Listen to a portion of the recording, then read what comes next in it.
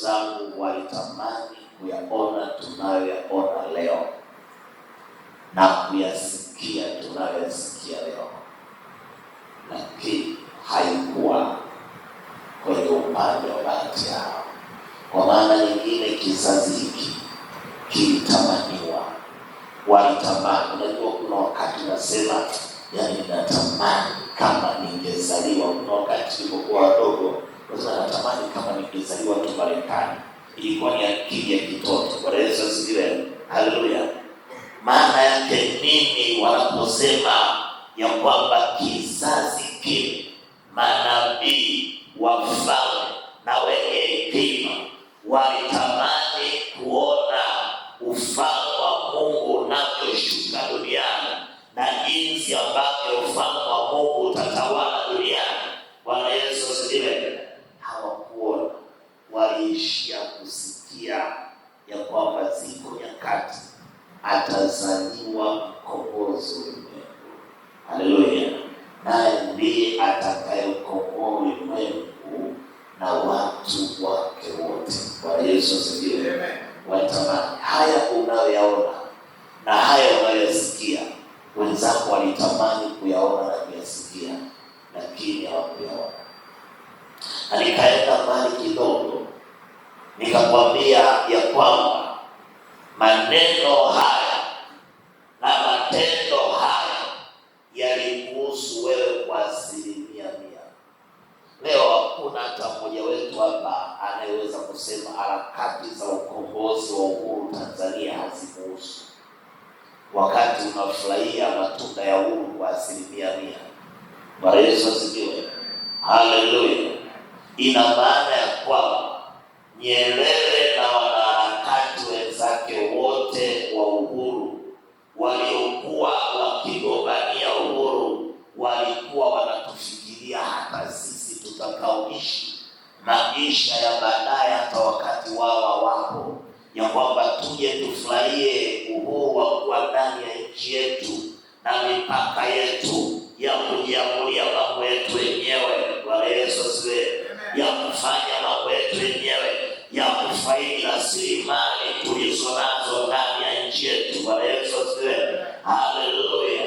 Na ndivyo hivyo wale ambao leo wanaenda kinyume na mapenzi waliokuwa nao waasisi na wagombea uhuru, ni namna gani ambavyo leo wangekuwa hai, wangekemewa.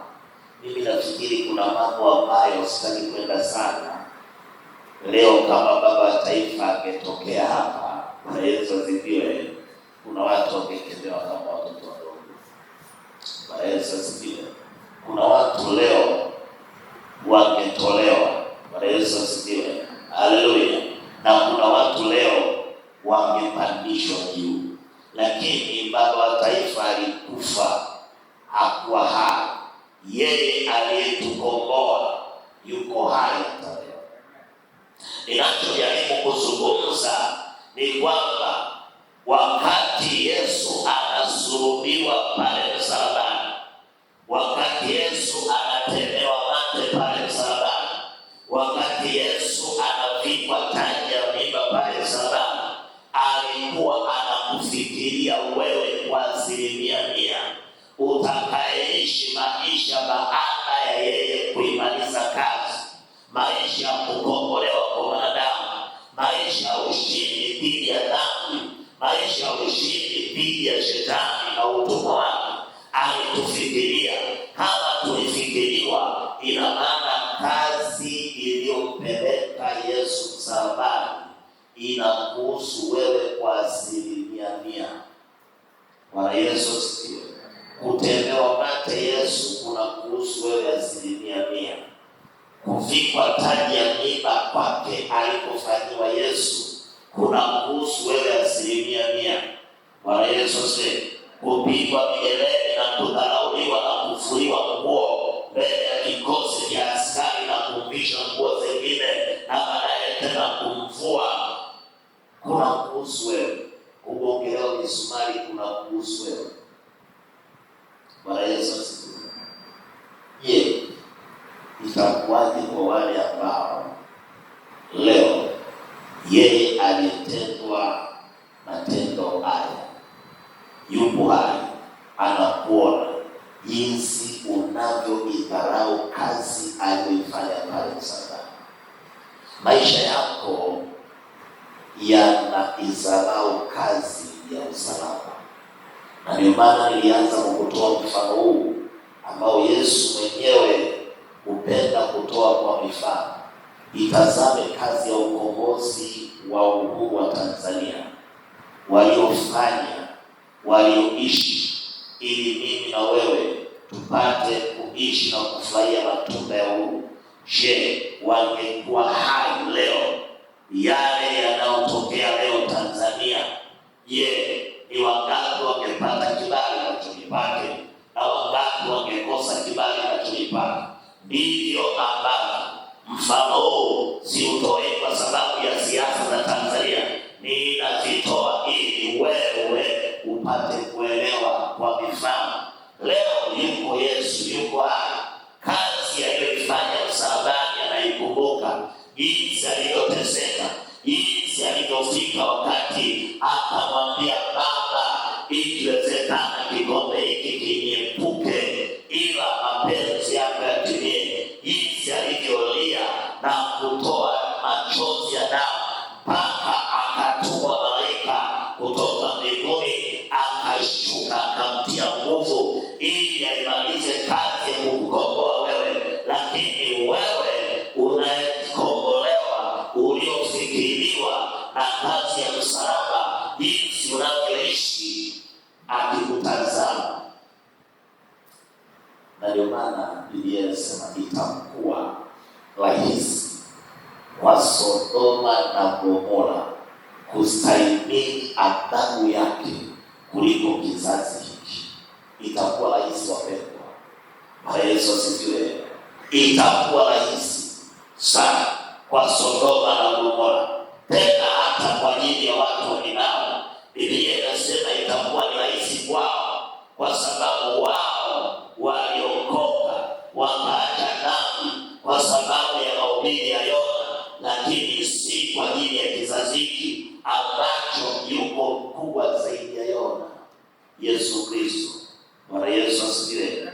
Iko kazi ya msalaba, na ndio maana walitamani. Je, mimi najiuliza, ndani ya kazi ya msalaba alifanya kazi Yesu Kristo, ambao manabii wa zamani walitamani kuiona kazi hiyo, wafalme na wenye hekima walitamani kuiona, wajaiona. Je, mimi na wewe tunaifurahia kazi ya msalaba kwa kiwango hicho? Na kama tunaifurahia, je, tunaishi ndani ya kazi ya msalaba? Na tunajitahidi kwa sehemu gani kuendelea kuingia ndani ya ufalme wa Mungu? Maana Biblia inasema toka enzi za Yohana Mbatizaji mpaka leo ufalme wa Mungu umetekwa na wenye nguvu, nao wenye nguvu wamejiingiza kwenye ufalme huu. Na ndio maana Yohana alionyeshwa katika kisiwa cha Patmo, alipokuwa katika roho, anasema katika mji ule sijaona wanyonge, kinyonge hakitaingia. Na Yesu asifiwe. Wala watendao maovu wala wasemao uongo hawaingii. Bwana Yesu asifiwe.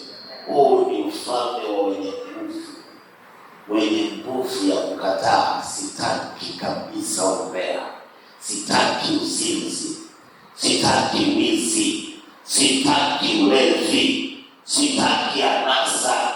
Hiyo ni nguvu. Bwana Yesu asifiwe. Wakati dunia inachukuliwa katika nguvu ya uovu, wako wachache ambao ni masalia ya kazi ya msalaba wanasema dunia yote na ifutwe, lakini mimi sitaenda na dunia, nitatembea na Yesu.